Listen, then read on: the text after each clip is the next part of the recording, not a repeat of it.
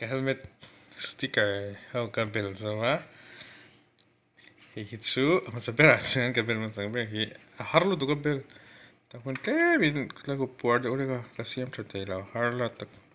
bel har tuk anal the la hi a letter ngot ania hi 3D in ma hi ka tho pui pa ka trim pa shet puya min design sakania mania min lo ensin mai te ka tia kan duty ni in alo khoya na de min din na lo so na ka ti ya hi engla Moto3 champion lai Albert Arena sa helmet ang do kania Albert ania A for Albert ipo intro kani wangin A for intro kan ti veng ya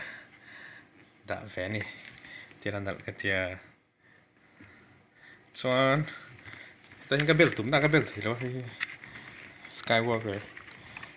het hin bel ka tuma mai ma se amum lu tu ka het la hen tang the nge ne lai bel na ngai do na dik thilo ba chuan het hin ka bel ta de ya ka tum na tak po ni ro ka bel nei Skywalker hi chu Star Wars lam pa ni thunga Luke Skywalker min Skywalker tikha kan da veni Star Wars fans ho tan chuan Shatia me Star Wars ka du ka pa chuan hei Star Wars thaw mi nia hi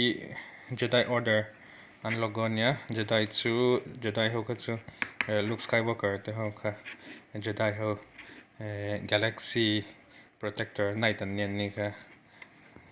an logo nia hi Jedi Order logo nia chuan tlama hin Star Wars thaw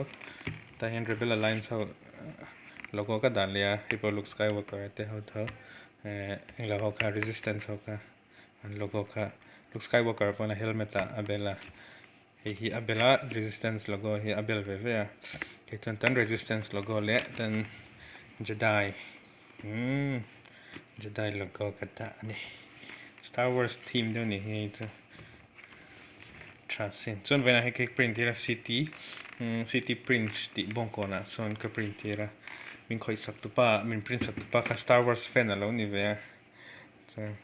ani pokhan Star Wars en ve thin lo ti hana chuan lomom khop mai an khop mai min print nal sak khop mai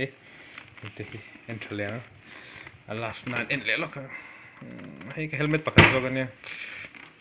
ka helmet ma saber ka full face helmet ma saber ania kan aluk si kan ti danglam velani kan sei